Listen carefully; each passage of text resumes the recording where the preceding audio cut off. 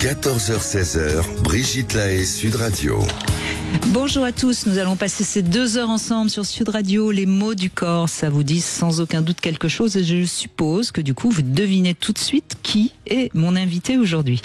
Et oui, c'est en compagnie de Michel Odoul à qui on doit ce livre formidable « Dis-moi où tu as mal, je te dirai pourquoi ». Et justement, Michel Odoul a envie d'évoquer aujourd'hui ces nouvelles maladies. La plupart sont des maladies qu'on appelle auto-immunes parce qu'elles sont révélatrices de notre époque, ces maladies auto-immunes. Alors vous ne le savez peut-être pas, mais depuis tout temps, chaque période a ses maladies. Par exemple, au 19e siècle, c'était les maladies pulmonaires comme la tuberculose qui ont fait de nombreuses victimes. Alors, peut-être que de comprendre les maladies d'une époque, c'est aussi mieux comprendre l'époque dans laquelle on est et comment on peut aller mieux dans cette époque qui, c'est certes, actuellement est un peu compliquée. Alors, c'est certainement pas par hasard qu'il y a beaucoup de maladies articulaires, justement, en ce moment. Est-ce que peut-être on manque de souplesse? En tout cas, quels que soient vos maux du corps, je vous invite à venir nous rejoindre et pour ça, vous nous appelez au 0826 300 300. Vous pouvez également envoyer un SMS. Vous envoyez Brigitte, votre message au 7 20 18. Michel Odoul, merci d'être avec nous. Vous aviez envie qu'on aborde un peu ces maladies aujourd'hui de plus en plus nombreuses, certaines un peu nouvelles, si je puis dire. Et c'est vrai que j'ai essayé de regarder un petit peu en préparant l'émission. Suivant les époques, il y a des maladies qui ont plus d'importance que d'autres. Oui. Alors, c'est vrai que c'est toujours difficile de pouvoir faire des liens qui soient pertinents avec certaines pathologies qui s'étaient développées à certaines époques, parce qu'on aura toujours un propos à un moment donné dans lequel on va vous dire oui, mais c'était le contexte, c'était la pollution, c'était les modes industriels. On n'est pas comme ça sur Sud Radio, vous pouvez parler vrai. Globalement, merci Brigitte. Ce qui est globalement quand même intéressant à observer, c'est comment certaines pathologies émergent dans des phases de société dans lesquelles certains types de problèmes fondamentaux existent. Vous évoquiez la problématique des maladies auto-immunes qui font partie de ces pathologies qui explosent actuellement dans nos époques. Mais il faut déjà savoir ce que c'est que l'immunité. Et même en sciences classiques, modernes et médicales, on vous dit que l'immunité, c'est la capacité à faire la différence entre le soi et le non-soi. On est donc sur quelque chose qui, pour pouvoir fonctionner correctement, a besoin que l'individu ait une identité et une individualité qui soient suffisamment marquées. Or, nous sommes dans des cultures de consensus mou. Il faut être dans la correspondance à un certain nombre de critères fondamentaux et de codes. Il faut être dans le même flux et la même ligne que tout le monde. La différence pose problème. On doit être dans un consensus politiquement correct. Politiquement correct. Et on est donc dans une phase dans laquelle un certain nombre de repères fondamentaux de la conscience de soi sont mises à mal. Et par le plus grand des hasards, des époques qui génèrent ça. Excusez-moi, je vous coupe, mais je trouve ça intéressant que ce que vous dites, et je suis complètement d'accord avec vous, évidemment, mais en même temps, on entend parfois dire qu'on est dans une société où l'individu a de plus en plus de poids, où il peut de plus en plus... en fait, c'est pas la même chose. L'individu, il a du poids et de la présence pour une seule et bonne simple raison, c'est que ce qu'on lui propose, c'est de satisfaire ses sens. C'est ça, mais c'est pas l'individu au sens où on l'entend, vous et moi, parce que un individu, ça tient debout, quoi. Cet individu-là, c'est le consommateur, c'est pas le citoyen. Voilà, c'est ça, oui. On est sur quelque chose de différent. Or, ce qui donne la conscience individuelle de soi, c'est pas le fait qu'on consomme la même chose ou qu'on peut consommer tout ce qu'on veut quand on veut. On est dans quelque chose dans lequel le sens de l'individualité, c'est le sens d'une verticalité et d'une rectitude chez l'individu, une conscience de soi qui fait qu'on est capable de faire un certain nombre de choses et notamment les efforts. On est dans quelque chose qui a besoin... De quoi vous parlez là? Oui, c'est ça. C'est quoi ça? Et donc, on est dans quelque chose qui a besoin de cela. Le premier rôle du système immunitaire, avant de nous défendre des virus extérieurs, c'est de faire le ménage à l'intérieur. C'est lui qui fait disparaître les cellules qui sont arrivées à la phase qu'on appelle l'apoptose, c'est-à-dire au moment où elles doivent mourir. C'est lui qui fait le ménage sur les scories et les toxiques qui sont en interne, etc. En gros, il balaye d'abord devant sa porte. C'est ça. Il fait d'abord le ménage à l'intérieur, et ensuite il peut gérer quelque chose à l'externe. Or, nous sommes... Regardez ce que caricaturent les réseaux sociaux.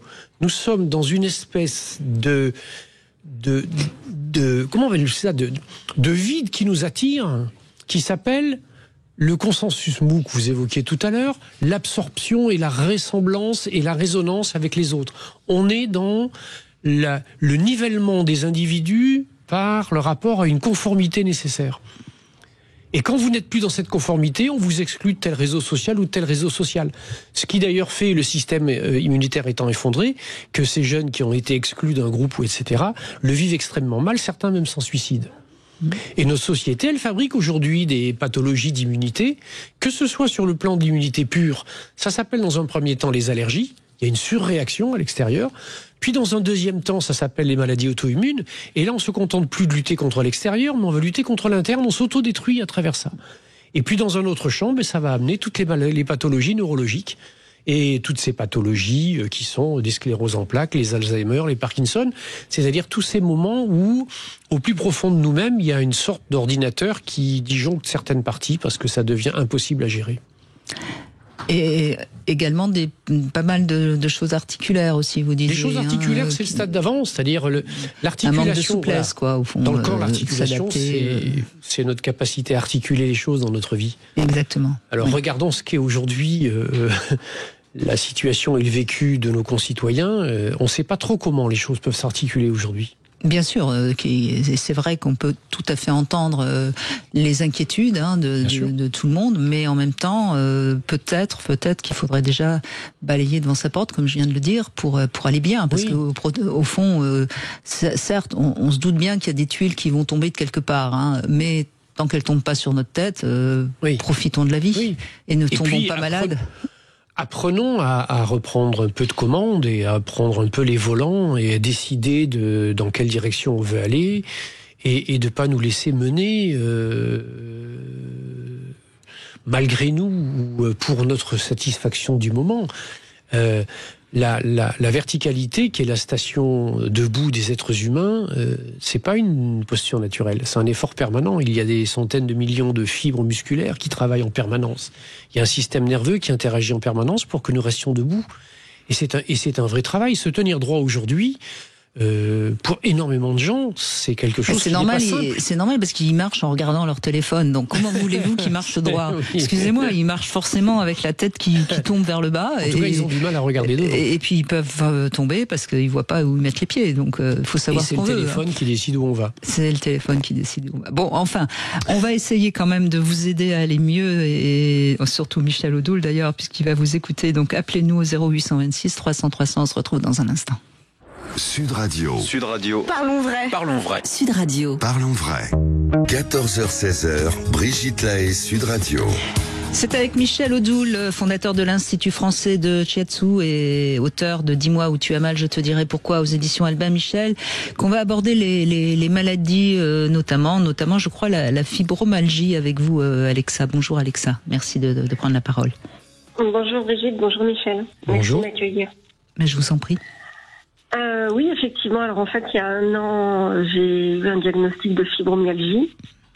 Ça faisait 4 ans que j'avais très très mal dans les articulations et plus particulièrement au niveau des tendons, avec des tendinites à des endroits divers et variés à répétition. Et en 6 mois plus tard, on m'a diagnostiqué une spondylarthrite ankylosante. Donc, mais ça, c'est pas de la fibromyalgie, hein ? Non, c'est 2 choses différentes. Oui, c'est beaucoup plus grave, je crois, la spondylarthrite. Oui, alors j'ai la chance de ne pas avoir l'effet qui soude, en fait. Bon, c'est vrai que je fais beaucoup d'étirements et qu'avant, je faisais beaucoup de sport, donc j'essaye de continuer à en faire parce que c'est un des principaux remèdes, on va dire, pour limiter les douleurs. Mais c'est vrai que c'est quelque chose qui est compliqué à vivre et ce que vous disiez en introduction quant au fait de lisser et de sortir le moins possible du moule, c'est exactement en fait comme ça que j'ai été éduquée. Et en ayant un peu plus de 50 ans maintenant, je trouve que c'est une époque à laquelle les petites filles en fait devaient être de potentiels futurs bonnes épouses, bien travailler à l'école, bien travailler après dans un travail, etc., etc. Et vous êtes né vers 1985. Des années 70. Ah, donc vous avez plus de 50 ans. Oui, un peu plus de 50 ans. Oui, d'accord, ok. Parce que début des années 70, oui, on était encore dans ce moule-là. Ouais. C'est ça. Et en fait, je me rends compte que ça laissait pas place à ce que j'avais potentiellement à l'intérieur de moi. Mais il n'est jamais trop tard pour essayer de se rebeller, hein, Alexa. C'est ça. C'est ça, mais c'est vrai que en ayant du recul, je pense que ce sont des maladies, au moins une, voire les deux, que j'ai depuis très longtemps. Puisqu'il y a très longtemps, j'ai eu des soucis de tendinite dans une épaule. Je pense que le terrain inflammatoire, je l'ai depuis très longtemps. Oui, alors le terrain inflammatoire, que vous l'ayez depuis longtemps et qui signe le fait qu'il y ait des émotions négatives qui existent depuis longtemps, oui, ça peut tout à fait être entendu. Il y a plusieurs choses qui ont besoin d'être éclaircies dans ce que vous avez dit, parce que vous avez évoqué toute une palette de symptômes qui peuvent sembler avoir une trame qui est une trame commune, mais qui sont quand même assez profondément différents.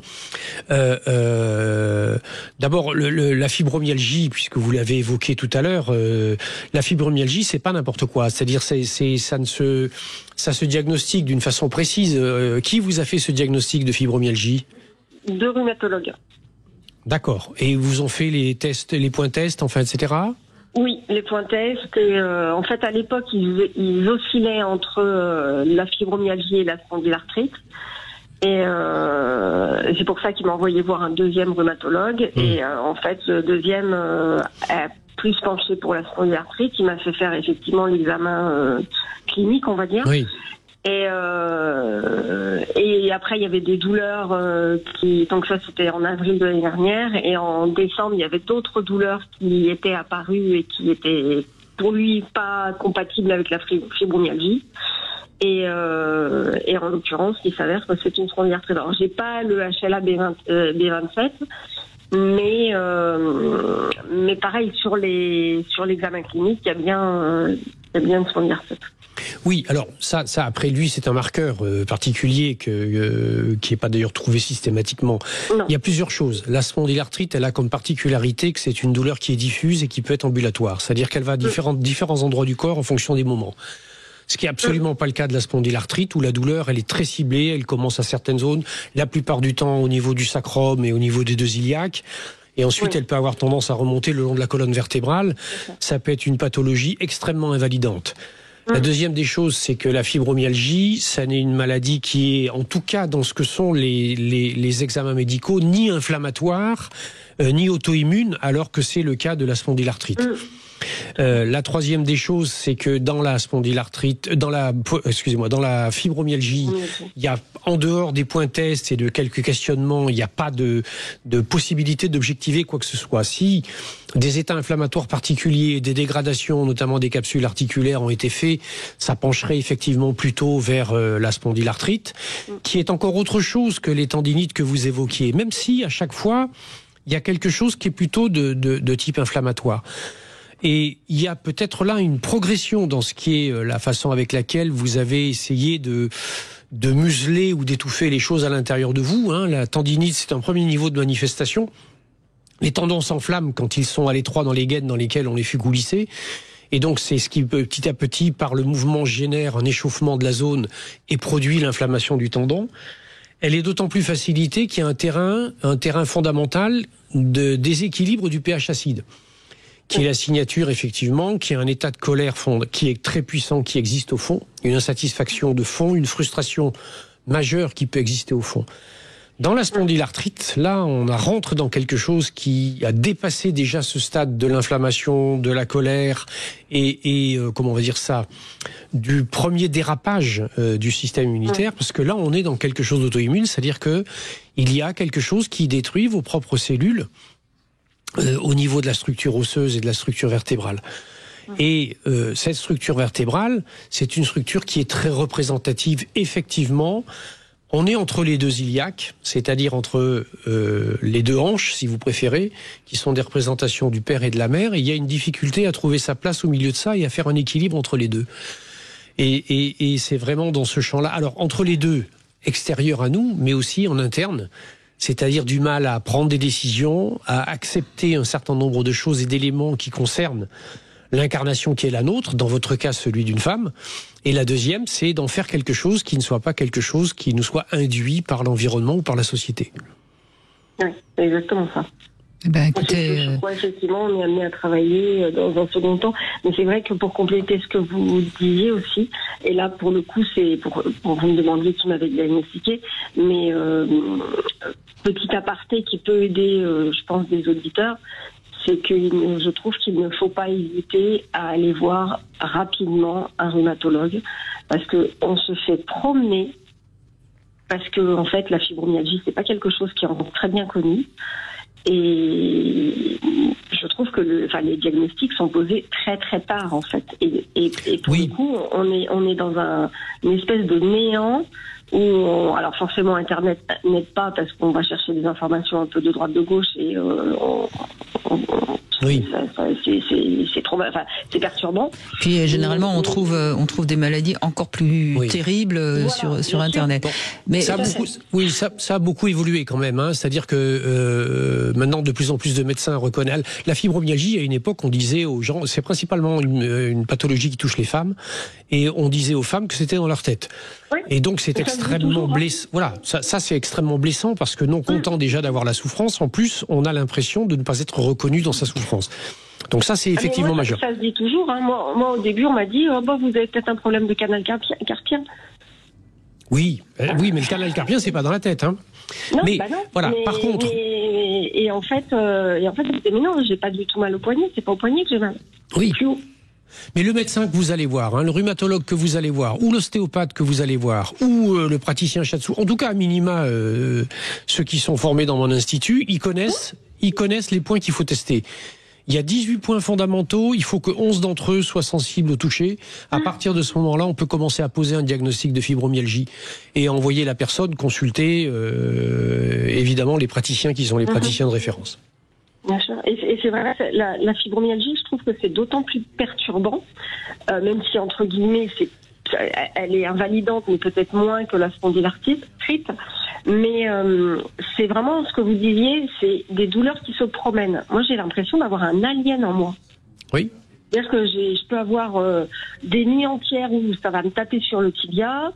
Le lendemain, je vais plus pouvoir bouger mon épaule, etc., etc. Mais même dans la même journée, on a des douleurs, un coup d'un endroit, un coup un autre, des douleurs qui se ressemblent pas. Allez voir un praticien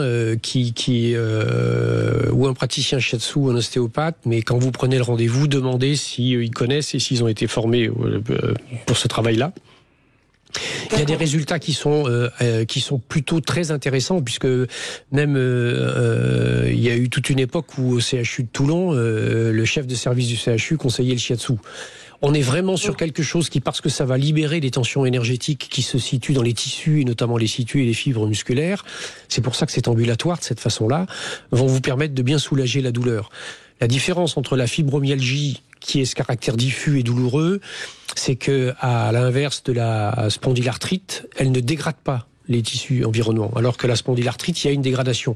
La spondylarthrite ankylosante, si vous voulez, c'est j'ai souvent cette formule-là, c'est la polyarthrite rhumatoïde des hommes. C'est-à-dire c'est quelque chose qui est une pathologie articulaire qui dégrade les capsules articulaires et ensuite déforme les os. Et donc il y a une vraie attaque là du système immunitaire. La fibromyalgie, c'est un stade qui est un stade un petit peu à côté et un peu antérieur à ça. Écoutez, Alexa, vous avez visiblement mis du sens déjà, donc on peut vous souhaiter en effet de vous soigner. Merci de votre témoignage. On continue avec vous. Vous pouvez nous rejoindre au 0826 300 300. Dans un instant, c'est le Love Conseil. On va parler du jeu des souvenirs. Vous voulez parler à Brigitte Lahaie, 0826 300 300. Les Brigitte Lahaie Sud Radio, le Love Conseil. Eh bien, on va parler du jeu des souvenirs, Michel Odoul. Même si on vient de commencer une histoire d'amour, déjà, il y a des souvenirs communs. Il y a le souvenir déjà de la rencontre. Et c'est intéressant de profiter d'un petit moment à deux, pourquoi pas ce week-end, pour voir si vous avez les mêmes préférences.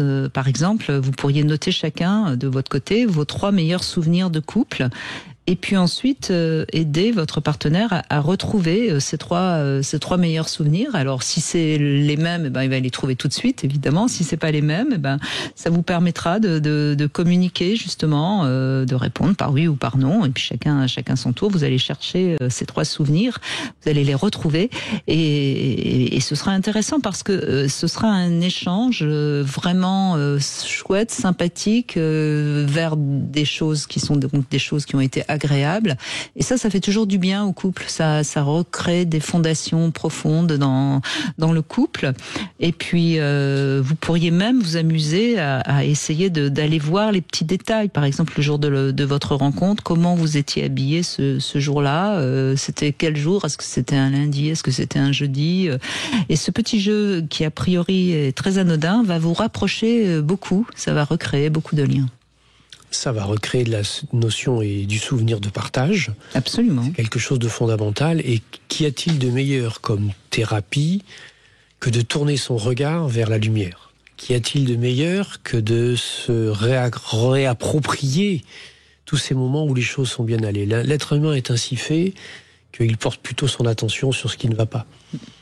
Et d'ailleurs, c'est intéressant parce que quand on a perdu un être cher, le moment où on sait que le deuil est fait, c'est quand on se souvient plutôt des bons souvenirs. Des bons moments. Et ça, c'est la preuve que le deuil a été fait. Et ce qui est qu'on assez est en amusant, paix. c'est que quand on fait cette évocation-là, le cœur se remet à battre.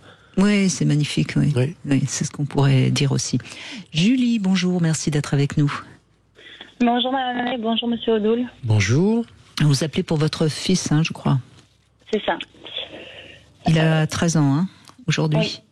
Oui. Du coup, il a 13 ans et à l'âge de 5 ans et demi, il a eu un dérèglement du système immunitaire puisqu'il a la maladie de Still, donc une arthrite juvénile idiopathique qui a plusieurs formes. Et donc celle-là, c'est, on va dire, au quotidien la moins contraignante et en termes d'évolution, une des plus... s'il y a à qualifier après, compliqué quoi. Mais bon. Donc au jour d'aujourd'hui, ça se passe bien. Elle est maîtrisée. Mais je cherchais en fait à mettre du sens, peut-être à tort, parce que je me dis que si on comprend, peut-être qu'il y a plus de chances qu'ils guérissent. Je crois pas que ce soit ni moi ni Michel Odoul qui vont vous dire que c'est nul de mettre du sens, bien au contraire. Vous savez, vous allez déjà vous faire un premier cadeau, c'est pas mon habitude de citer ce genre de choses, mais vous allez vous offrir un livre qui s'appelle L'amour, la médecine, les miracles, qui a été écrit par un cancérologue nord-américain qui s'appelle le docteur Bernie Siegel. Et dans ce livre, bien sûr, il cite un certain nombre de choses, etc., mais il a surtout un leitmotiv qui est essentiel pour vous d'entendre. Il dit: le diagnostic n'est pas le pronostic. Et il est essentiel que vous intégriez qu'il faut mettre de côté la phrase que vous avez dite tout à l'heure sur la façon dont la maladie va évoluer. Là, ce sont des données qui sont des données statistiques qu'on vous a données. Mais la donnée statistique, c'est quelque chose qui remplit des cases dans un tableau, mais c'est pas un principe de vie. La seule chose qu'il faut que vous ayez à l'esprit, c'est que peut-être bien, et sans doute, et très certainement d'ailleurs, même que votre fils ne rentrera pas dans ces cases-là. Après, le chemin de vie, la manière dont lui et vous allez éventuellement pouvoir donner du sens à ce qui arrive, mais éventuellement le faire prendre en charge de façon complémentaire, est quelque chose qui pourra énormément lui faire de bien. Sur le plan alimentaire, par exemple, la suppression totale des sucres, et notamment des sucres rapides, la diminution au maximum, autant que faire se peut, de produits laitiers, de choses comme ça, qui sont toutes des choses qui sont aggravantes sur le plan neurologique et sur le plan articulaire et musculaire. Et ensuite, bien sûr que la question du sens est quelque chose qui va devenir important. Qu'est-ce que ça vient dire dans sa vie ? Qu'est-ce qui s'est passé à cet âge-là ? Qu'est-ce qui fait qu'à un moment donné, un enfant qui a 5 ans et demi se met à avoir un dérèglement de son système immunitaire ? Quelle est l'agression qu'il a vécue, au réel ou au figuré, au fantasmé ? Il peut très bien avoir engrangé un vécu d'une situation agressante qu'il a interprété comme telle, qui ne l'était pas. Mais en tout cas, il y a quelque chose dans sa vie qui a été à un moment donné où un déclencheur a fait qu'il a perdu le sens même de ce qui était son rapport à lui-même et le monde extérieur, et la façon dont le monde extérieur pouvait interagir avec lui. Il a perdu la sécurité, en quelque sorte. Il a perdu une sécurité intérieure, puisqu'il a généré une pathologie qui se retourne contre lui. C'est-à-dire que qu'est-ce qui fait qu'à un moment donné, il a pensé... Évidemment que c'est compliqué, un enfant de 5 ans et demi, il ne sait pas formuler les choses de cette façon-là. Mais il s'est passé quelque chose qui fait qu'il ne savait plus comment articuler sa vie. Ça vous parle un peu, ce que vous dit Michel Odoul, Julie ?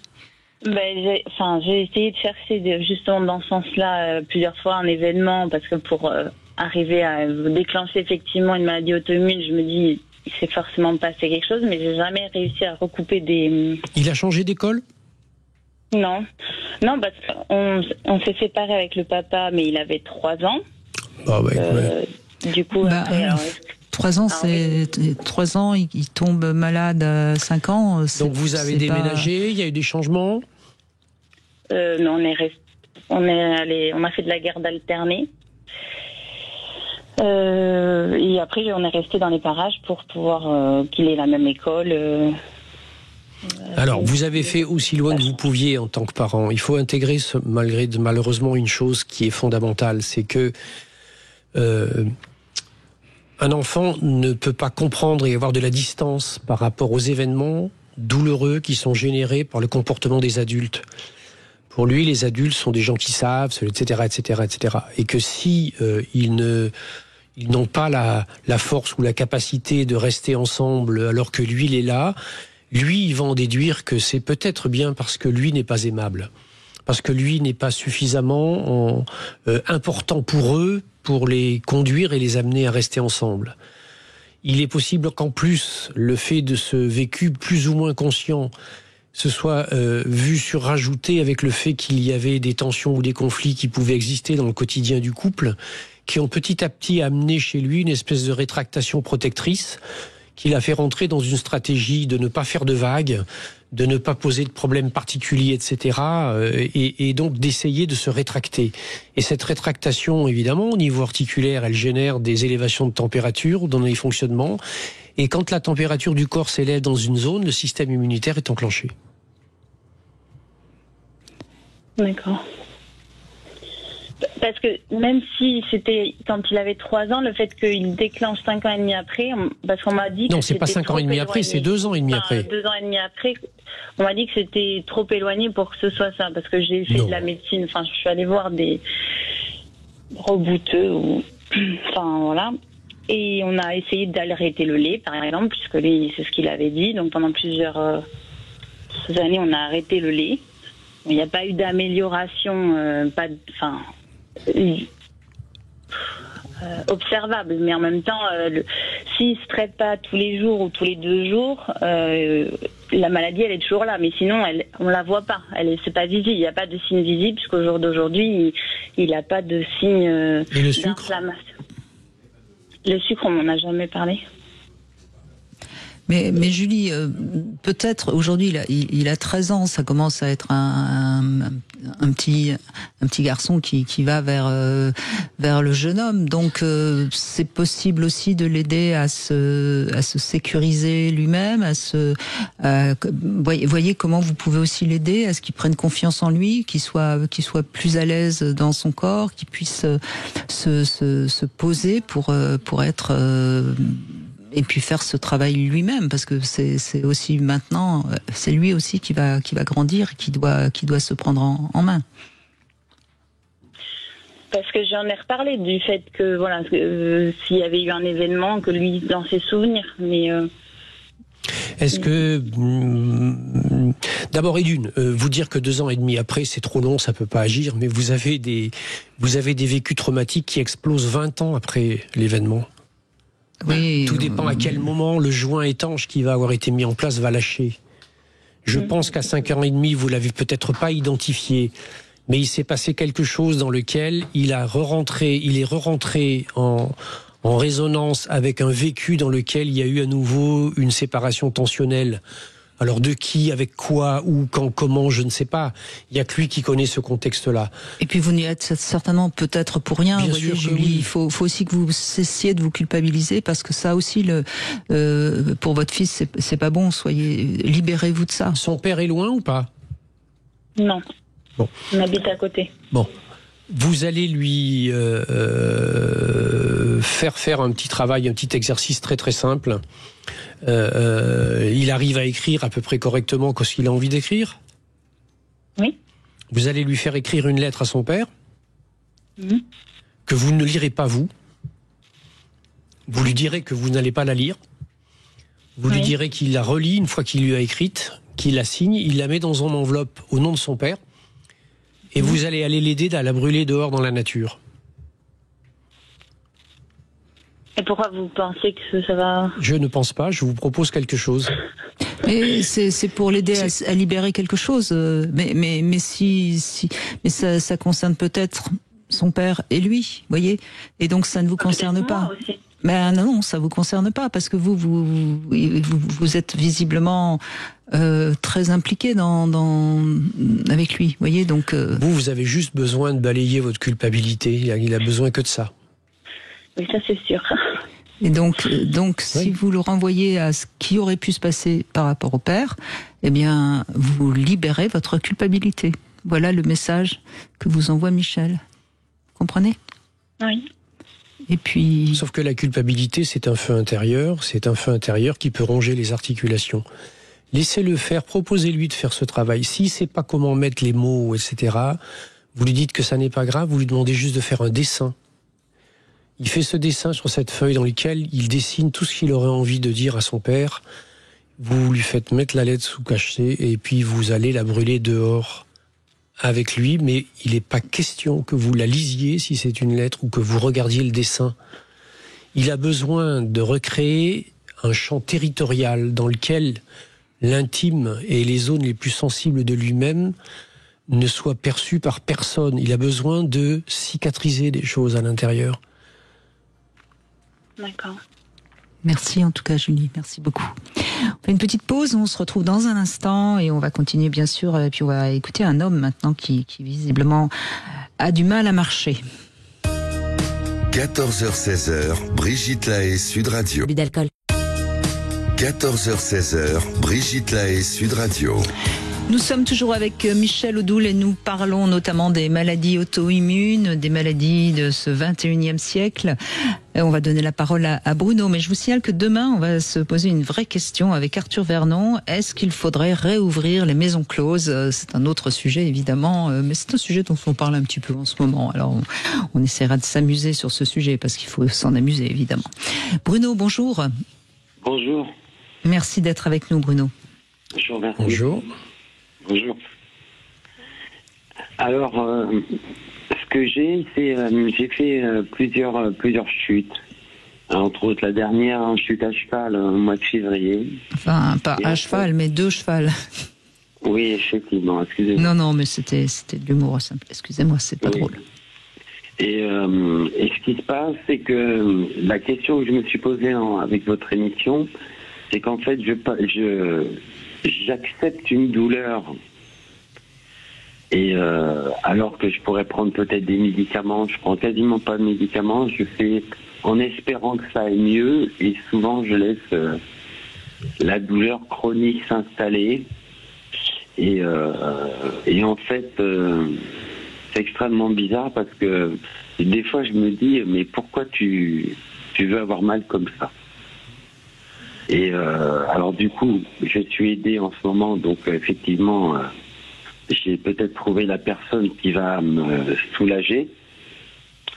Un ostéopathe que j'ai croisé d'ailleurs ce matin. Je suis allongé en ce moment, mais ce qui m'a préoccupé avec votre émission, c'est pour ça que je me suis permis d'intervenir, c'est comment on peut avoir aussi mal et ne rien faire et accepter cette douleur. Mais vous avez mal, c'est le dos, c'est qu'est-ce qui... Le dos, c'est le bas du dos. Effectivement, je suis tombé là, mais ça, de toute façon, à chaque fois... C'est une sciatique que vous avez, Exactement. Depuis le mois de février, et que, En fait, ce qui m'interpelle, c'est comment se fait-il que je mette autant de temps à vouloir me soigner? Il faut que j'attende l'extrême avant le blocage total pour que je me décide à faire quelque chose. Et voilà, je me permettais de vous appeler à ce sujet-là. Mais merci, parce que ce que vous racontez, vous n'êtes pas le seul à agir de cette manière-là. Tant que le corps suit, c'est un peu marche ou crève. Hein. Mais quelle est votre question précisément? C'est pourquoi est-ce que, entre guillemets, je me fais souffrir, ou est-ce que c'est comment? Exactement. C'est cette interrogation. Votre question, c'est pas comment je pourrais ne plus souffrir? J'ai l'impression d'avoir trouvé le magicien qu'il me fallait. Ce matin, parlait de quelqu'un qui m'a vu trop souffrir, oui, et qui est intervenu pour moi. Oui. Et la première question, c'est celle que vous avez soulevée. Ben oui, mais qu'est-ce qui peut vous avoir amené un jour à penser que vous deviez souffrir? Mais écoutez, depuis... j'ai toujours fonctionné comme ça, je crois. Oui, mais est-ce que c'est pas votre attitude de toute façon, tant que je peux continuer, je continue, qui fait qu'à un moment donné, vous souffrez de plus en plus, mais vous tenez pas compte de cette souffrance parce que votre seul objectif, c'est de continuer? C'est vrai, aussi. Vous voyez, donc c'est pas je veux continuer à souffrir, c'est je veux continuer à avancer. Et vous n'écoutez pas votre corps. Eh bien, effectivement. Si, enfin, vous écoutez sa souffrance. Je la sens, je la connais bien, bon.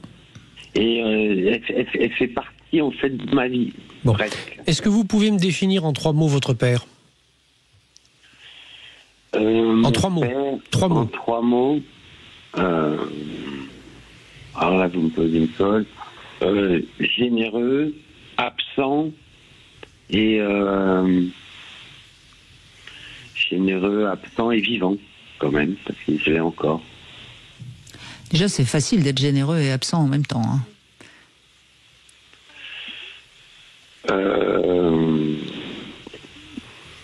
Non, mais c'est... Quelque part, je n'ai manqué de rien. Je veux dire, donc, Non, mais ne commencez pas à botter en touche, c'est pas ça la question. Non, mais si vous êtes d'accord, Michel Oudoul, c'est facile d'être à la fois absent et généreux. Mais bien sûr, mais parce que je pense que la clé, elle est là. Je crois qu'il y a quelque chose au plus profond de vous-même qui a intégré un jour qu'il fallait que vous expiez de quelque chose.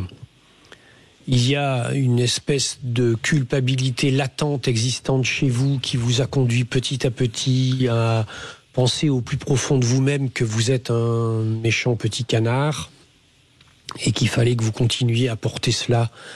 Et donc la souffrance va vous servir à ça. Et ça pourrait être intéressant de faire un parallèle contextuel avec la première fois où vous avez fait une chute, etc. La sciatique, elle est côté gauche? Oui. Mais voilà, donc ne cherchez pas plus loin. Il y a quelque chose qui a besoin, peut-être dont vous n'avez pas conscience, ou peut-être dont vous avez conscience mais que vous avez du mal à reconnaître. Il y a un lien et une relation au père qui a besoin d'être réévaluée et remise en lumière parce que malheureusement, quelque part au plus profond de vous-même, être capable de tenir la souffrance, de faire face et de faire front, c'est faire honneur au père, ce père absent qu'on a peut-être un peu idéalisé et fantasmé. Il faut que vous libériez de ça. Vous avez à prouver rien à personne sauf à vous-même. Ok. Oui, et puis vous savez, la générosité, c'est peut-être aussi, c'est pas forcément des cadeaux, c'est pas forcément de ne manquer de rien, c'est aussi d'être présent. Ça, c'est vrai.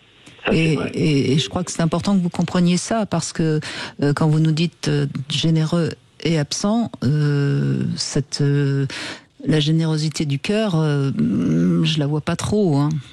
J'entends, mais je te dis, j'ai dit ça parce que c'était 3 mots et je les ai sortis vraiment... Par hasard, oui, bien sûr. Mais c'est très bien qu'il soit sorti comme ça. Mais c'est très bien, parce que ça, vous savez, il faut faire confiance à ce qui nous vient comme ça, par hasard, parce que c'est notre inconscient qui nous l'envoie. Regardez, il y a un ostéopathe qui vous est venu par hasard. Pardon ? J'ai dit, regardez d'ailleurs, il y a un ostéopathe qui vous est venu par hasard. Exactement. C'est vrai. Et je suis, en même temps, j'ai la chance d'avoir un parcours qui m'a sauvé à travers les gens que j'ai rencontrés et que cette discussion que je me serais jamais permis de vous appeler, on m'a aidé à vous appeler et qu'effectivement, ce que vous me proposez est déjà un témoignage pour moi d'un avancement. Donc je vous remercie beaucoup. Et c'est plus qu'un avancement, c'est un énorme pas en avant qui a été fait parce que vous avez pris conscience que cette générosité dont vous parlez, c'est aussi la vie qui la propose et qu'elle met à notre disposition, quand nous sommes prêts, les réponses éventuelles. Ça suffit maintenant de se constituer en remplissage d'une dette par le fait de s'imposer, le fait de continuer à supporter de la douleur et de la souffrance. La douleur dans le corps, c'est un message. C'est absolument pas une sanction, une punition ou quoi que ce soit. C'est juste un signal de quelque chose. Et à partir du moment où elle a été entendue, cette douleur n'a plus de raison d'être. À partir du moment où quelque chose comme par exemple une information telle l'adresse ou le nom de cet ostéopathe vous est arrivé, saisissez-la à pleine main et vous allez voir qu'à ce moment-là, la sciatique va être traitée. Vous savez, Bruno, le corps ne ment jamais. C'est notre messager et c'est notre meilleur ami. Et à un moment donné, je crois qu'il a frappé très très fort à votre tête. Il a fallu 3 chutes. Et donc, maintenant, vous avez compris son message. Donc, je vous remercie beaucoup parce que ça, du coup, c'est le début d'un processus que je viens d'avoir grâce à vous. Non, c'est grâce à vous, c'est parce que vous avez appelé. Vous savez, je vais vous faire une analogie qui va être excessive et triviale, etc. Mais le coq, il a chanté 3 fois pour Saint-Pierre. Hein. D'accord. Et ce qui est juste important, c'est qu'à un moment donné, on comprend. Après, vous savez, Bruno, on met tous parfois du temps à comprendre un message. Oui, parce qu'on ne nous apprend pas ça. On nous a donné que 2 oreilles, donc il faut le 3e fois pour pouvoir l'entendre. Non, mais sérieusement, prenez soin de vous. Prenez des anti-inflammatoires, antidouleurs. Faites-vous en effet allez voir l'ostéopathe. Et puis tout doucement, vous allez apprendre à remobiliser votre dos. Et puis comme par hasard, vous ferez moins de chutes parce que vous aurez compris quel est votre chemin de vie. Et vous serez plus obligé de croire qu'il faut avancer coûte que coûte. Surtout qu'en médecine chinoise, le cheval, c'est l'animal du cœur. C'est magnifique. Je vous remercie de tout, du fond du cœur. Non, c'est nous, merci Bruno. Merci à vous. Merci de votre confiance, parce qu'après tout, c'était peut-être pas si facile que ça pour Bruno de nous appeler. Parce que son fardeau plein le dos. Et c'est un très bon signe. C'est un très bon signe. Alors, on va continuer évidemment à évoquer tout ça avec vous, quels que soient vos maux du corps. Vous n'hésitez pas à nous appeler au 0826 300 300. Alors, j'ai trouvé une petite devinette qui m'amuse un peu. Non, mais vous allez voir, celle-là, elle est mignonne et il suffit de bien écouter ce que je dis et on peut trouver la réponse. Elle est trouvable, la réponse. Quel est le contraire de théologie ? Alors, vous avez le temps des infos pour trouver la réponse. Et puis, vous pouvez aussi, pendant ce temps, nous envoyer, pourquoi pas, un SMS. Est-ce que vous avez envie, justement, de participer à cette émission où on parle justement du corps ? Vous envoyez, Brigitte, votre message au 7 20 18. Allez, on se retrouve tout de suite. Sud Radio, c'est vous qui donnez le ton. 14h-16h, Brigitte Lahaie, Sud Radio.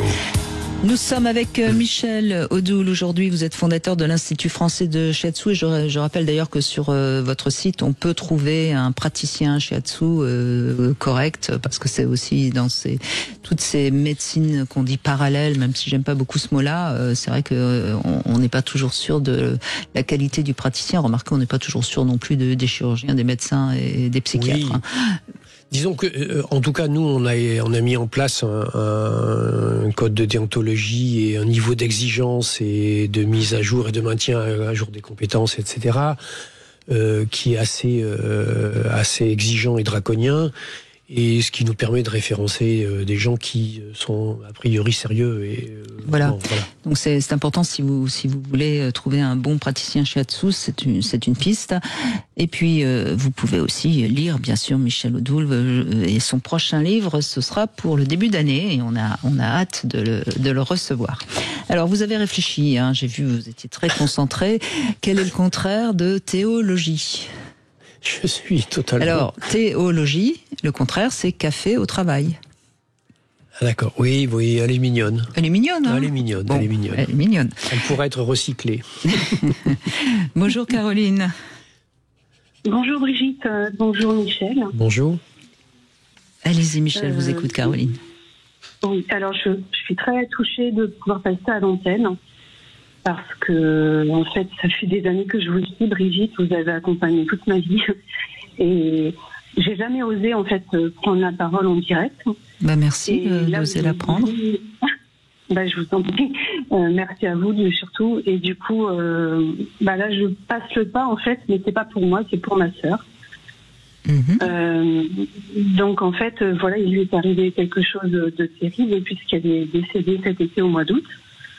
Elle avait 47 ans et elle a eu, en fait, on lui a trouvé une tumeur rarissime, une tumeur cancéreuse.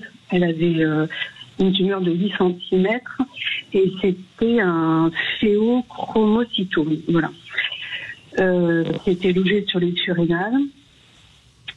Et il n'y avait pas, c'était asymptomatique en fait, puisque en fait, à la base, elle a fait 3 arrêts cardiaques et le 3e a été fatal.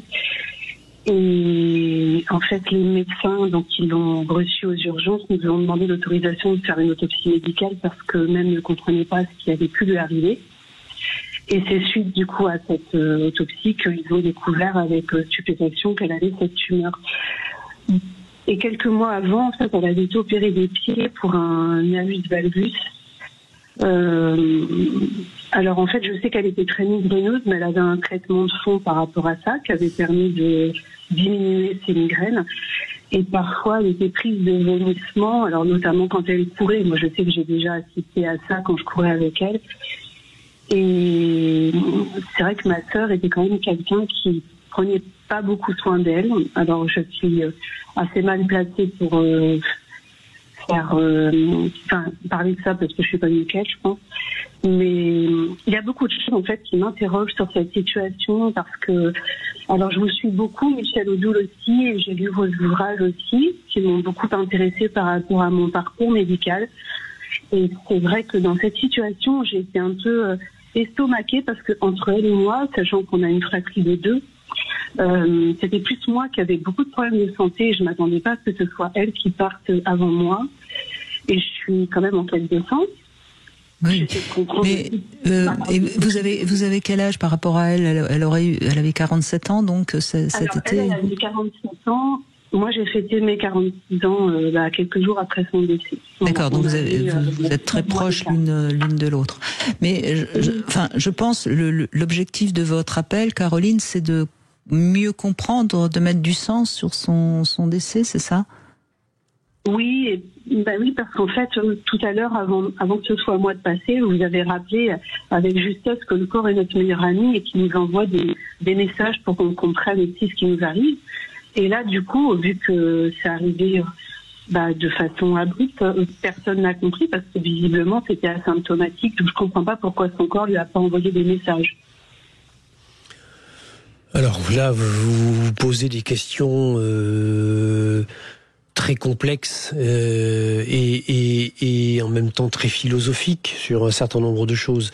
Ce qui concerne la pathologie de votre sœur, c'est malheureusement quelque chose qui est à minima dans un premier temps assez classique dans ce qui concerne le cancer. Le cancer est une maladie qui, dans un premier temps en tout cas, avance dans le silence de la nuit, comme disaient certains praticiens et certains thérapeutes. Il y a un déséquilibre qui se crée au niveau cellulaire qui fait que les cellules ne veulent plus mourir et à ce moment-là commencent à déraper un peu. Le problème dans ce qui a été celui qui a touché votre sœur, c'est qu'en plus il est allé vers une zone qui est encore plus silencieuse, dont on n'a absolument pas conscience qu'elle existe et qu'elle fonctionne, qui s'appelle les reins et les surrénales. Or, ce sont des piliers fondamentaux du corps et de la vie. Un rein, ça travaille en permanence et tout le temps. Manger des asperges, vous allez voir la vitesse à laquelle ça travaille. Vous allez très vite le savoir en allant aux toilettes un quart d'heure après. Et donc, il y a un vrai travail de fond. Et ce travail de fond se fait dans le silence, là aussi, de la nuit, au plus profond de soi. Et les pathologies comme ça sont souvent des pathologies qui émergent chez des gens qui ont eu une capacité phénoménale à bien serrer le joint de la cocotte minute et à faire taire tout ce qui pouvait remonter. Aussi paradoxal que ça puisse paraître, vous, ce qui vous préserve par rapport à elle, c'est le fait que chez vous, le corps exprime. C'est un exutoire, c'est quelque chose qui élimine. C'est comme des boutons, quand on a des boutons sur la peau, c'est une manière avec laquelle la peau nous aide à éliminer certaines toxines ou certains agents pathogènes. Et ce qui est d'autant plus intéressant dans ce que vous dit Michel Odoul, c'est qu'elle avait quand même beaucoup de migraines, et donc on voit bien comment elle en avait plein la tête. On a fait taire. Mais on n'en parle pas, quoi. On a la migraine pour justement ne pas élaborer voilà. ce qu'on a dans la tête. Qui prend profondément la tête au propre homo figuré. Alors quelles que soient les raisons, bien évidemment que si elle a consulté parce qu'elle avait des migraines, on lui a donné ce qu'il fallait pour faire taire les migraines. On y arrive pas toujours. Et pour les reins, c'est pas forcément ce qui est mieux. Qu'est-ce que ça a eu comme incidence après? Je sais pas quelle a été cette incidence. Qu'est-ce que l'opération que vous avez évoquée sur la luxe valgus, est quelque chose qui touche une zone particulière qui est souvent impactée au moment de la préménopause et de la ménopause. Et peut-être y avait-il chez elle quelque chose dans son âme ou dans son être qui avait extrêmement de mal à vivre le fait qu'elle allait quitter ce champ archétypique et archaïque de la femme qui est censée pouvoir être mère et être fertile, et donc utile en tant que telle. Quelle a été la conscience qu'elle a eue à ce moment-là? Est-ce qu'elle a senti qu'elle n'était plus bonne à rien ou qu'elle ne servait plus à rien? Je ne sais pas du tout. Les surrénales, c'est ce qui sert, entre autres, il y a une forte interaction avec le cœur, c'est pour ça qu'il y a eu des arrêts cardiaques. C'est l'adrénaline, la noradrénaline, les corticoïdes naturels, etc. C'est-à-dire c'est l'équilibre en nous entre le feu et l'eau. C'est l'équilibre en nous entre ce qui enflamme et crée des incendies et ce qui les éteint, qui sont les corticoïdes naturels. Je pense qu'elle était dans une phase de vie dans laquelle peut-être des changements qui arrivaient. 47 ans, c'est juste avant l'arrivée des 48. C'est un âge qui est un âge aussi fondamental dans les grands cycles de la vie. Et elle était peut-être dans une phase où, plus ou moins consciemment, elle faisait un bilan dans lequel elle trouvait plus sa place. C'est surrénale droite ou gauche? Je sais pas. Moi, du coup, je suis un peu perdue, bien sûr. Non, mais Caroline, tout ce que vous dit Michel, c'est à vous d'y mettre les cases en place. Vous voyez, c'est une proposition que vous fait Michel. Mais et elle n'est pas là. Elle n'est plus là pour donner du sens. Qu'est-ce que votre père ou votre mère représentait pour elle? Oh là là. En fait, ma sœur, elle était très attachée à ses parents et elle a toujours été la bonne petite fille. Voilà. Mais ses parents, c'est pas les vôtres? Si, mais en fait, on n'avait pas le même rapport à nos parents. D'accord. Donc voyez, c'est intéressant parce que vous avez peut-être plus pu prendre conscience que vos parents étaient toxiques et bon, vous avez peut-être une moins bonne santé en apparence, mais au moins ça vous sauve. Elle a préféré à un moment donné partir, si je puis dire. Elle a anesthésié ses besoins pour ne pas continuer à souffrir, voyez. Donc que ça, enfin, elle est partie. Peut-être qu'elle vous envoie le signal qu'il est temps maintenant de prendre soin de vous, vraiment, et d'être, comment dirais-je, de très très bons parents pour vous-même. C'est intéressant du coup tout ce que vous me dites parce qu'en fait, il se trouve que moi, pendant plus de 10 ans, j'avais coupé les ponts avec mes parents. Et en fait, donc ma sœur, elle restait liée à eux et quand on en parlait, parce qu'on se voyait toutes les deux, elle me disait qu'elle ne pouvait pas rompre les liens avec eux, notamment pour maintenir un lien par rapport à ses enfants. Et je pense que ma sœur, elle a beaucoup intériorisé, comme Michel Odoul a pu dire, il a beaucoup intériorisé des souffrances qu'on a pu vivre, petites notamment. Et moi, c'est vrai qu'en somatisant et en ayant de nombreux problèmes de santé, je pense que j'ai réussi quelque part à vomir tout ça, on va dire ça comme ça. Et mais c'est exactement ça. Survivre autrement, quoi. Mais c'est exactement ça. C'est exactement ça. Sauf que elle, si vous voulez, les seuls moments où elle se donnait le droit de vomir, c'est quand elle s'était un peu épuisée en faisant du sport, et qu'à ce moment-là, ça montait. Les migraines, en plus, sont des migraines, ce qu'on appelle de type vésiculaire, des migraines en casque, etc., qui sont liées avec justement l'énergie de la vésicule biliaire. Il y avait une vraie problématique, comme vous le dites, c'est-à-dire que la psychologie et la trame et le jeu de vie de la petite fille a fait qu'elle a anesthésié ses propres besoins et ses propres souffrances pour correspondre à quelque chose qu'elle pensait qui était attendu d'elle. Et le seul moyen qu'elle avait de quitter ses parents, c'était de partir, de mourir. Est-ce que je peux me permettre de vous poser juste une dernière question ? Bien sûr, Caroline. Parce qu'en fait, alors on était 2 sœurs, voilà, et donc elle a eu cette tumeur, comme je vous ai expliqué, et moi, il se trouve que j'ai eu aussi une tumeur, alors qu'on a classée dans les tumeurs agressives, mais qui était également rarissime, puisque c'est un angiomyxome agressif. J'ai eu ça à 32 ans, et j'ai été opérée, il y a eu une exérèse complète, enfin, j'ai pas eu de récidive, donc pour moi, aujourd'hui, tout va bien. Et du coup, je me disais quand même que c'était un drôle de hasard, entre guillemets, que sur les 2 sœurs d'une fratrie, on a eu toutes les 2 ça, quoi. Pas une tumeur différente, je veux dire. Sauf qu'il y en a une qui a été fatale et l'autre qui a pu être opérée. Est-ce que vous, Michel Odoul, vous voyez un lien autre que ce que vous m'avez déjà renvoyé sur le fait qu'on avait un rapport différent? Très sincèrement, comme ça, au cours d'une émission de radio avec aussi peu d'informations, non, ça serait pas juste, ça serait exagéré, excessif.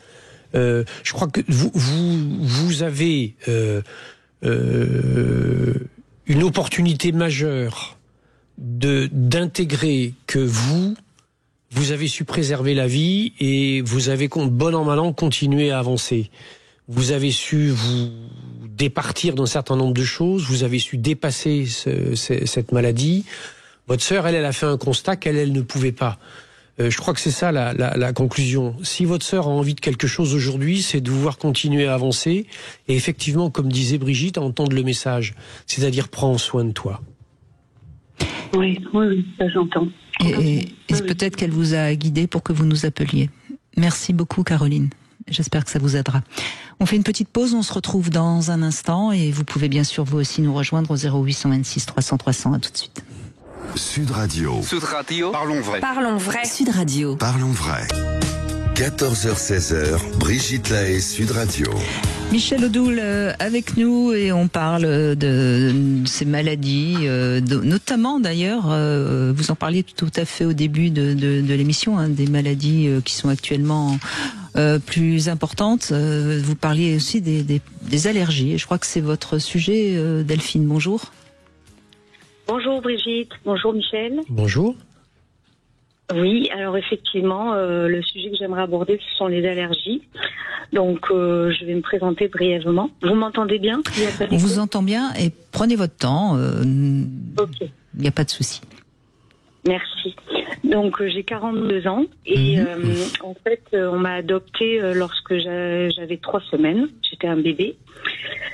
Et puis, lors de ma jeune enfance, j'ai développé des allergies, notamment alimentaires d'abord, et puis après des allergies aux acariens et au pollen. En parallèle, je souffrais également pendant ma jeune enfance d'eczéma. Durant l'adolescence, en fait, je souffrais également un peu d'eczéma, mais moins d'allergies, car on avait trouvé un traitement en fait. Mais aussi parce que je commençais à fumer le cannabis pendant mon adolescence. Et je pense que ça a dû quand même calmer mes allergies. Ensuite, à l'âge adulte, j'ai eu de moins en moins d'allergies, mais je souffrais quand même d'eczéma. Lorsque j'ai eu 30 ans, j'ai rencontré le papa de mes enfants, de mes 3 enfants. Et pendant cette relation, j'ai fumé du cannabis au quotidien. Et je me suis aperçue maintenant, avec le recul, que je ne souffrais plus d'allergie, quasiment plus d'allergie pendant cette période où je fumais du cannabis. Et lorsque mon fils a eu 10 ans, j'ai voulu m'arrêter de fumer le cannabis pour donner l'exemple à mon fils, puisqu'il allait arriver dans le stade adolescent. Et dès que j'ai arrêté le cannabis, eh bien mes allergies se sont revenues, mais à une intensité incroyable. Au quotidien, j'ai souffert d'allergies jusqu'à maintenant. Et maintenant, je souffre au quotidien. J'ai les yeux tout le temps irrités. Alors, je vais déjà dire quelque chose sur votre symptôme, que ce soit les allergies ou le cannabis. C'est toujours important quand il y a un symptôme d'essayer de comprendre d'où vient le symptôme et pour s'en libérer, parce que quand on remplace un symptôme par un autre, on n'a rien résolu. C'est juste ce que je veux dire pour tous ceux qui nous écoutent, que ce soit le cannabis, que ce soit l'alcool, que ce soit la cigarette, que ce soit tout ça, ça permet de tenir debout, mais ça ne règle rien. Voilà. Mais je suis d'accord avec vous, Brigitte. En plus, je reste ferme sur le fait que je ne souhaite plus du tout fumer du cannabis. Maintenant, je suis libérée de cette addiction et voilà. Oui, mais je ne jugeais pas, évidemment. C'était juste pour bien montrer à quel point ce qu'on trouve parfois comme artifice, ça ne résout pas grand-chose. Voilà. Oh, mais c'est très simple. La réponse cannabis, elle est très simple. C'est un détenseur. Or, les allergies, c'est une réaction excessive face à quelque chose qui est considéré comme étant un agresseur. Donc les allergies sont toujours le fait non pas de gens détendus mais de gens tendus. Et par conséquent, l'effet cannabis, il n'est pas étonnant du tout. Mais cet effet cannabis n'est pas le seul. C'est-à-dire qu'il a eu un effet favorable et positif qui est celui que vous avez perçu parce qu'effectivement, il a calmé le niveau de réaction excessive du système immunitaire. Et en cela, il vous a été utile. Le problème, c'est qu'il a une facture sur le fond. Ce sont des substances très particulières, qui ont des actions très particulières, qui peuvent aller jusqu'à pénétrer dans le noyau de la cellule. Il faut donc être extrêmement prudent par rapport à ça, et que les auditeurs entendent bien que, éventuellement, parce qu'on en parle beaucoup avec NCB, etc., soyons prudents sur ces directions-là, parce que ça n'est pas parce que quelque chose fait taire un symptôme que ça veut dire que ça soigne. La deuxième des choses, c'est que le plus grand des thérapeutes, vous le portez sur vous, il s'appelle eczéma. L'eczéma est une soupape d'évacuation, une soupape de sécurité. C'est quelque chose qui enlève la surpression. D'ailleurs, quand vous faites taire un eczéma, souvent ça se transforme en asthme. On est dans la signature, en fait, que au plus profond de vous-même, il y a un système de défense qui s'est mis en place et qui a intégré une idée de fond qui est que l'extérieur peut être dangereux ou agressant et qu'il faut donc s'en surprotéger. Votre parcours de vie, il est là pour ça. Vous veniez à peine de rentrer dans le monde de la vie que vous avez déjà vécu une agression du monde extérieur qui est parmi les pires puisque c'est celle de l'abandon. Et ce vécu-là fait oublier le cadeau le plus grand que vous avez pu avoir, c'est celui de l'adoption. Et que vous avez à l'intérieur de vous une espèce de conflit en interne comme ça, qui n'est pas obligatoirement conscient. Et petit à petit, vous avez développé des stratégies qui ont été des stratégies de réponse à ça. Et les pollens et les acariens, qui sont toutes ces petites choses qui sont là, qui sont autour de nous, qui en tant que tels ne sont pas des agresseurs, sont identifiés, peut-être à cause d'un contexte familial, peut-être à cause d'un environnement particulier. Ça va être difficile de déterminer exactement la cause d'avoir choisi cet allergène ou cet autre allergène. Mais en tout cas, ce qui émerge, c'est que votre système immunitaire vous surdéfend et vous fait surréagir face au monde extérieur. Il y a au plus profond de vous-même une colère racinielle fondamentale qui est celle qui est consécutive au vécu de l'abandon. Il y a un vécu d'injustice, il y a un sentiment profond de blessure qui est là et c'est lui qui vous amène à cette surréaction et à cette réactivité. Servez-vous des techniques de respiration qui pourront vous aider à faire baisser un petit peu la pression. Là aussi, faites des réglages alimentaires qui conviennent pour essayer d'éliminer tout ce qui vont être les acidifiants organiques. À nouveau, on retrouve toujours les mêmes grands trucs. C'est les charcuteries, les produits laitiers, les sucres rapides. Il faut toujours être prudent là-dessus. Ce sont de vrais poisons. Ils sont dans nos habitudes alimentaires. Mais toujours est-il que lorsqu'on est fragile et sensible, eh bien ils exacerbent tout, et notamment ils exacerbent les réactions du système immunitaire. Vous avez besoin de vous reparamétrer. Vous avez besoin de faire la paix, peut-être même éventuellement de faire un travail avec quelqu'un qui vous permette de vous libérer de cette blessure d'origine, cette blessure de naissance. Et peut-être aussi être un peu plus en paix avec le toucher, dans tous les sens du terme. Peut-être. Des thérapies, j'en ai déjà fait. C'est vrai que le sujet de l'adoption a été évoqué à plusieurs fois, à plusieurs reprises. Je pensais avoir fait quand même, pas le deuil, mais c'est-à-dire je pensais être en paix avec ce sujet-là. Surtout maintenant en ayant 3 enfants qui sont tous adolescents. Je me sens bien quand même, j'assume à 100% mon rôle de maman. Vous les aimez, vos enfants ? Plus que tout. Eh bien, vous pouvez remercier vos parents, même s'ils vous ont abandonné, parce qu'ils vous ont permis de les faire. Vous avez fait des recherches sur vos parents ou pas ? Oui, un petit peu, oui. J'avais des dossiers d'adoption de mes parents adoptifs, je les ai gardés, et je me suis dit qu'un jour je retournerai dans mon pays d'origine.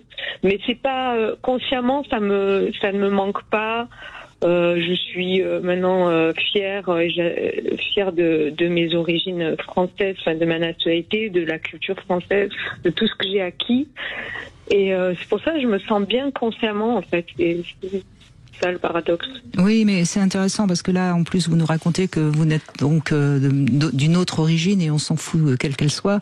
Mais c'est peut-être une carapace que vous avez mis aussi. Vous voyez, peut-être qu'il faut mieux assumer vos origines. Enfin, je sais pas. Moi, je vous donne des pistes. Je vais juste vous montrer. Qu'est-ce que c'est le pollen ? Ce que les abeilles butinent, je suis pas très sûre en termes de science. Le pollen, ce sont les germes de vie des plantes. Ok. Pourquoi est-ce que c'est dangereux pour vous de recevoir des germes de vie ?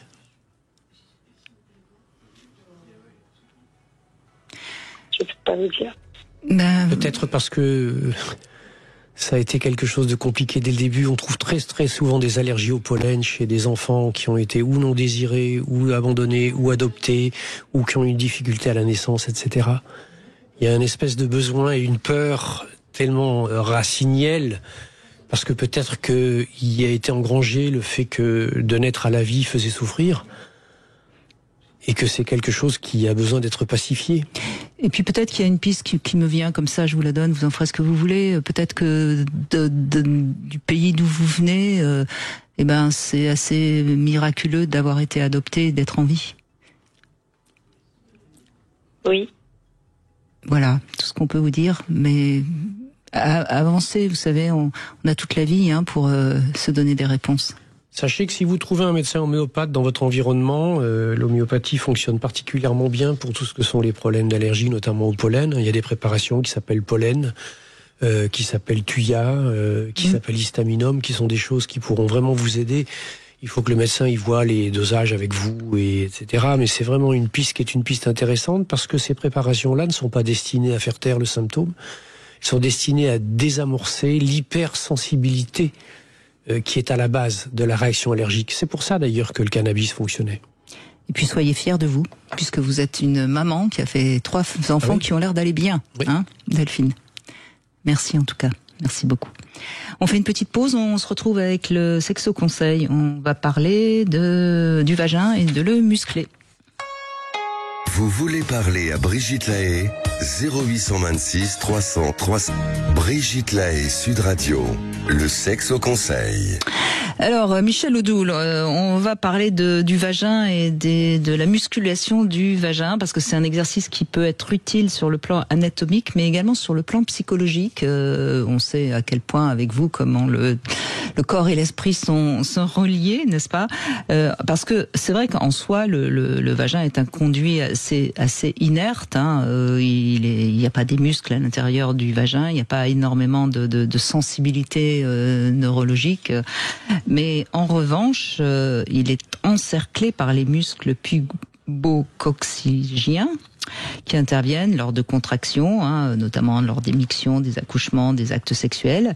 Et plus la femme va savoir bien les utiliser, non seulement elle va pouvoir mieux sentir le pénis, mais également obtenir plus de jouissance. Donc c'est vraiment intéressant pour les femmes d'être un peu plus conscientes de ça.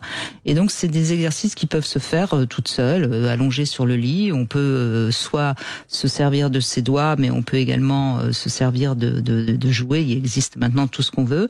Et l'idée, c'est d'essayer de contracter et essayer de ressentir. Alors moi, j'aime bien l'idée des doigts parce qu'on ressent mieux une pression autour de son doigt ou de ses doigts plutôt qu'autour d'un objet inerte, bien sûr.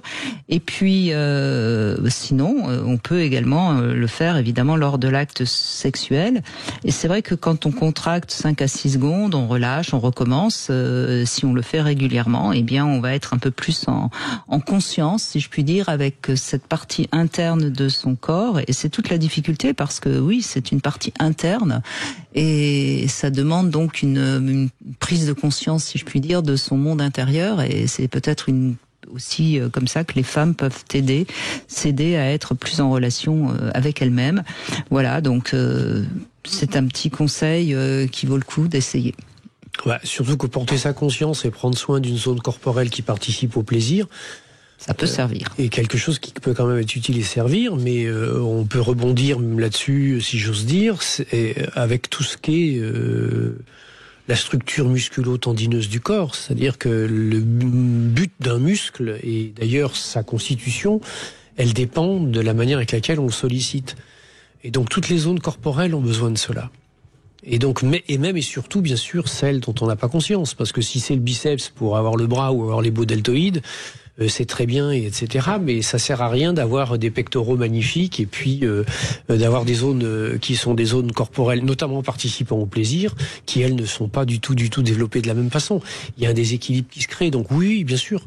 Et c'est d'autant plus important et utile que nous sommes quand même des enfants issus d'une culture dans laquelle ces zones corporelles étaient plutôt mises de côté parce qu'elles n'étaient entre guillemets pas digne ou en tout cas pas sujette à une attention nécessaire. Parfois même appelée partie honteuse. Voilà, absolument. Évidemment. Ludivine, bonjour. Bonjour Brigitte, bonjour Michel. Merci de me recevoir. Mais je vous en prie.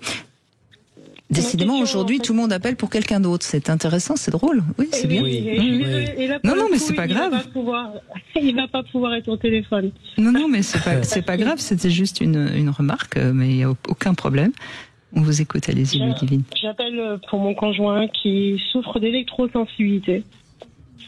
Donc c'est quelque chose de très handicapant, avec des symptômes tels que des maux de tête, des raideurs de la nuque, saignement de nez. Donc il est isolé. Donc il a été enfin reconnu, mais j'aurais voulu avoir l'analyse là-dessus de Michel Odoul. Ouh là là, la question est très entre guillemets brute, c'est-à-dire elle est au niveau informationnel pas très développée. L'électrosensibilité est quelque chose d'assez terrible, qui a d'ailleurs pendant très longtemps été considéré un peu comme ça a été le cas pour la fibromyalgie qu'on évoquait en début d'émission, c'est-à-dire quelque chose qui était jeté dans la poubelle méprisante de l'imaginaire, de la psychopathologie ou du fantasme ou de l'hystérie. On sait aujourd'hui que c'est quelque chose qui existe véritablement. Très globalement, alors il y a différents types de pistes qui peuvent exister, mais il faut savoir que nous sommes environnés d'une manière dont nous n'avons même pas une seule seconde conscience de flux d'ondes dans tous les sens, dans toutes les directions, sur toutes les fréquences et toutes les intensités. Que ce soit les téléphones portables, que ce soit les radios, que ce soit les ondes hertziennes, que ce soit les ondes solaires, que ce soit les ondes terrestres. Il y a des fréquences partout. Et notre organisme, il est en capacité de gérer ces ondes, voire même de s'en servir, puisqu'elles permettent notamment de transporter des signaux ou des messages. Ça se passe à travers la présence de métalloïdes, à travers la gestion d'un certain nombre de petites substances et de structures neuronales à l'intérieur du corps. Mais il arrive parfois, comme ce qu'on évoquait tout à l'heure pour les questions d'allergie, eh bien que l'individu, alors pour une raison laquelle je ne sais pas véritablement, mais se mettent à développer une intolérance à ces ondes. Et cette intolérance, elle a plein de soupçons. Elle a la présence de métaux lourds, il y a la présence de toxiques divers et variés qui peuvent exister dans le corps. Il y a la présence aussi du fait que certains milieux cellulaires peuvent être extrêmement sensibles à ces ondes. En tout cas, ça rend les quotidiens absolument difficiles et insupportables. Il faut créer de véritables cages de Faraday à la maison. Il faut essayer ou partir dans ce qu'on appelle des zones d'ombre, des zones noires où il n'y a pas de réseau, et etc. Alors, il y a des pistes qui peuvent véritablement aider. Il y a des désensibilisations, là aussi en homéopathie. C'est-à-dire que il y a des dilutions. Alors, il y a des bilans à faire sur le plan la présence des métaux, notamment des métaux lourds, etc. Il y a des désensibilisants qui peuvent exister pour ça. Il y a des réponses qui peuvent être faites aussi avec des résultats parfois assez étonnants, avec des magnétiseurs, qui sont des gens qui sont capables de rééquilibrer ces polarités internes. Mais c'est vrai que c'est très compliqué. En tout cas, bien évidemment que en ce qui concerne votre conjoint, c'est sans doute très certainement quelqu'un d'une sensibilité très grande et extrême. Ça serait intéressant d'essayer de savoir quand est-ce que ça a commencé. Ça fait une dizaine d'années, un peu plus d'une dizaine d'années. Qu'est-ce qui s'est passé il y a une dizaine d'années? À part le fait qu'il m'ait rencontré, mais il faudrait pas. Ah ben voilà, ça y est, vous avez la réponse. Vous avez bien fait d'appeler, Ludivine. Hein. Voilà, ça fait. La rencontre a été explosive. Non, mais la fatigue, ça a commencé par de la fatigue extrême. Oui. Enfin, là, maintenant, c'est d'autant plus fort. Mais il y a une vingtaine d'années. Oui, je pense que il y a une antenne réseau qui a été installée à 80 mètres de la maison. Voilà, c'était les deux pistes sur lesquelles je voulais qu'on aille, à savoir le fait que souvent ce genre de sensibilité ou d'allergie peuvent apparaître derrière des burn-out, c'est-à-dire des moments où, si ce n'est des burn-out, en tout cas des surmenages d'un niveau tel qu'à un moment donné certains types de défense s'effondrent. Là-dessus vient se greffer, si j'ose dire, le fait que vous avez en plus un émetteur qui vient de se placer à côté, et que bon, là, la thérapeutique, elle est simple, hein, le soin, les médicaments, et ce qu'il faut faire, c'est prendre ses affaires et déménager, parce que vous ne déplacerez pas l'antenne. C'est ce qu'il a fait, il est au fond de son champ, et voilà. Bon, mais ça c'est déjà pas mal. Ça c'est déjà pas mal. Après, l'autre chose, c'est que là, il faut qu'il se fasse accompagner, que ce soit par un acupuncteur ou un praticien shiatsu, sur un travail à long terme, qui est un travail où il va falloir qu'il reconstitue totalement l'énergie qui a été fragilisée par cet épuisement, qui est l'énergie des reins. Cette énergie, elle est fondamentale. C'est elle qui va permettre non seulement d'éliminer un certain nombre de toxiques internes, mais c'est surtout elle qui va, à travers justement les processus des surrénales, permettre de restaurer un équilibre sur le champ des défenses chez lui. Et donc là, il y a un vrai travail de fond. Alors, le fait d'être déjà, comme vous dites, dans son champ à la campagne, d'être dans un environnement où les sollicitations vont être moindres. Si c'est pas un champ magnétique. Si c'est pas un champ magnétique, oui. Ça va déjà lui faciliter les choses. Et après, il y a aussi certaines variétés, notamment des champignons comme le shiitake ou un certain nombre de choses comme ça, qui sont des éléments qui permettent une détoxification de tout ce qui va être. Parce que les ondes, il n'y a rien de magique, etc. là-dedans. Les ondes, pour pouvoir exister et avoir une action quelque part, il faut qu'il y ait une présence d'un métal à un endroit donné.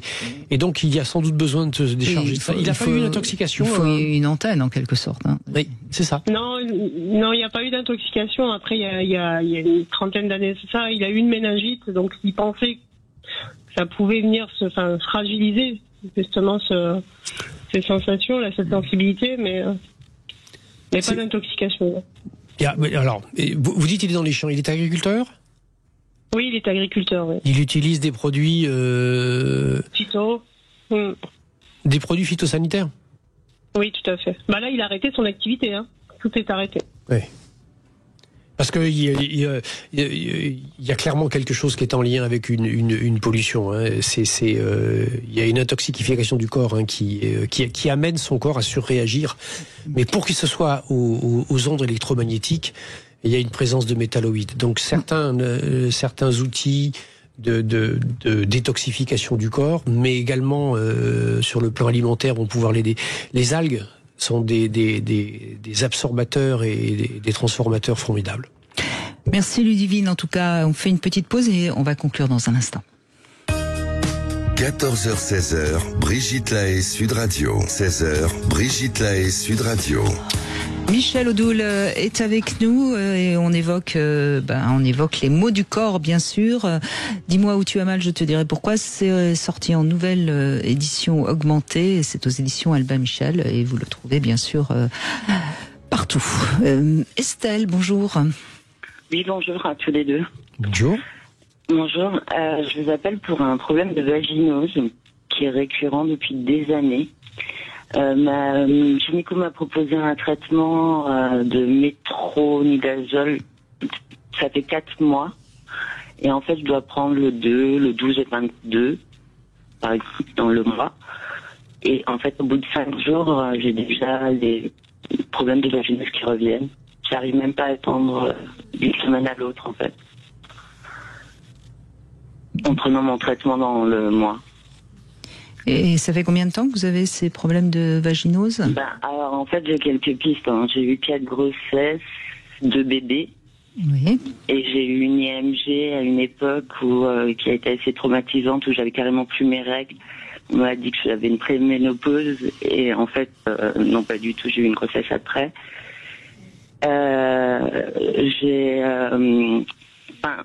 Je vous écoute souvent, du coup, je me dis que mon corps me parle, mais j'arrive pas à comprendre le message. Je pense que ça vient peut-être de mes grossesses. J'ai un prophète avec ma maman. Elle a fait une TS7 au mois de juin et effectivement, j'ai fait une infection urinaire, la première de ma vie, au mois de juin. Donc, je pense, je sais pas si tout est lié ou voilà. Qu'est-ce que c'est une vaginose ? Eh ben en fait, je dégage des odeurs mais nauséabondes, mais très très gênantes quoi. Ça c'est ce que produit la vaginose. Mais qu'est-ce que c'est une vaginose ? Je sais pas en fait. Une ose, c'est quoi ? Oser ? Oui, alors donc après on va pouvoir aller sur les jeux de mots si vous voulez sur le langage. Non mais quand il y a ose dans une maladie. Au niveau pathologie, c'est la présence de quoi ? Je sais pas du tout. De parasites, de champignons, de... Une mycose, par exemple. Une mycose, par exemple. Vous voyez ? Très bien. J'ai toujours eu des problèmes de flore vaginale, en fait, à partir du moment où... Et j'ai toujours dû prendre des gélules ou des... mais j'en ai consommé des kilomètres et ça m'a jamais rien fait. C'est bien. Vous avez au moins permis à certains de gagner leur vie. Mais... Ouais, j'ai arrêté en fait. Oui, non mais je plaisante. Donc je continue ma question. Si c'est un champignon ou etc., c'est un parasite. Ouais. Qu'est-ce qui vous parasite la vie dans la dimension du plaisir ? Les contraintes de la vie. Ben voilà. J'ai fait des études pour être plasticienne et je suis enseignante. Ben voilà. Il faut faire la paix avec les choix de vie que vous avez faits. Il faut refaire un petit peu de place. Il faut arrêter de vous faire parasiter par les choses que vous portez ou par toutes celles que vous faites par procuration. D'accord. Vous avez besoin de vous pour ça. Pour ce qui est de la mécanique, vous pourrez toujours vous faire aider. Il faut que vous alliez voir un phytothérapeute, quelqu'un qui sera capable de vous amener des éléments en termes d'huile essentielle. C'est quelque chose... Les huiles essentielles, alors à manier avec précaution, faut faire attention, un ami médecin dit toujours, attention, les huiles essentielles, c'est pas une médecine douce, c'est une médecine naturelle. Ça peut faire très mal. Donc il faut que ce soit un professionnel qui vous fasse ça. Mais il y a des solutions qui sont absolument magiques. Donc essayez de voir un spécialiste là-dedans, si possible gynéco. D'accord. Voilà. Mais j'ai essayé l'acupuncture et ça n'a rien fait, alors que souvent ça marche sur moi, quoi. Oui, mais parce que là, l'acupuncture, elle a quel rôle ? Elle a le rôle de rééquilibrer certains flux énergétiques à l'intérieur de vous, mais elle n'est pas un antibiotique ou elle n'est pas une action contre la présence d'un parasite, tant que ce parasite, il a une place qui existe à l'intérieur de vous. À l'intérieur de vous, ce qu'il faut comprendre, c'est que quand on a une conscience d'être parasité par quelque chose, ça obère, ça empêche certains modes de défense, et notamment physiologique, de pouvoir fonctionner correctement et de se mettre en place. Et c'est pour ça que le parasite s'installe. Donc là, et vous voyez bien que ça n'a pas commencé qu'avec cette vaginose, puisque vous le dites vous-même, ça avait commencé bien avant. et que depuis très très très longtemps, vous avez laissé trop de place à des choses qui parasitent votre rapport au vivant, à la vie, et surtout au plaisir, à la jouissance. Réapprenez à instaurer du plaisir dans votre quotidien et dans votre vie, vous allez voir comment ça fonctionne. C'est assez étonnant et troublant, et faites-vous aider sur ce plan-là, et je pense que ça devrait assez bien se passer.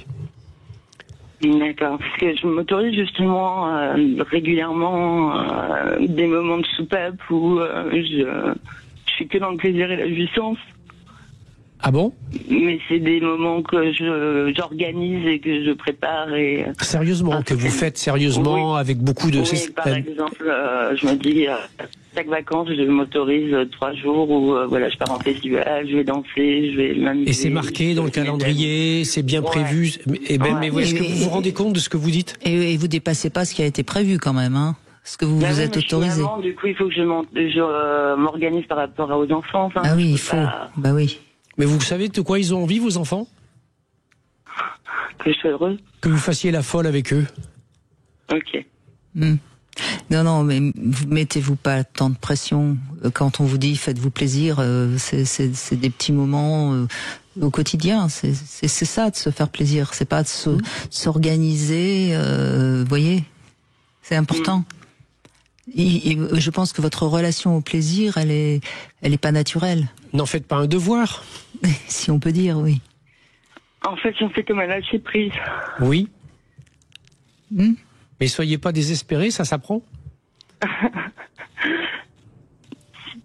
Un petit plaisir par jour, tout simplement.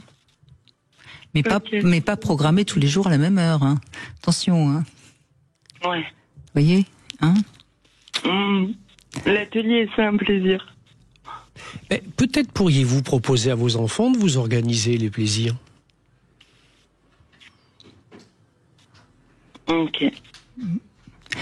Merci. Je vais réécouter tout ce que vous m'avez dit. Oui, mais en tout cas, c'était un plaisir de vous écouter, Estelle. Merci. Prenez soin de vous. On a reçu un petit message de Manuela qui a 2 enfants qui ont de l'urticaire. Qu'est-ce que vous pourriez dire sur l'urticaire en 2 mots, Michel Odoul? Il y a sans doute quelque chose qui les démange beaucoup. Oui. Oui. C'est clair. C'est ça, et que donc ça gratte. Ils auraient besoin d'adoucir 2-3 choses et peut-être éventuellement de considérer que l'environnement n'est pas obligatoirement un environnement qui les pique, hein, qui les gratte. Exactement. Et sinon, on a une infirmière qui a été suspendue en 2021. On se demande pourquoi. Oui. Qui a déclenché un syndrome de Guillain. Oui. Qu'est-ce que vous en dites? Voilà, l'immunité a chuté. L'immunité a chuté parce qu'elle a vécu cette décision comme une injustice et une agression véritable.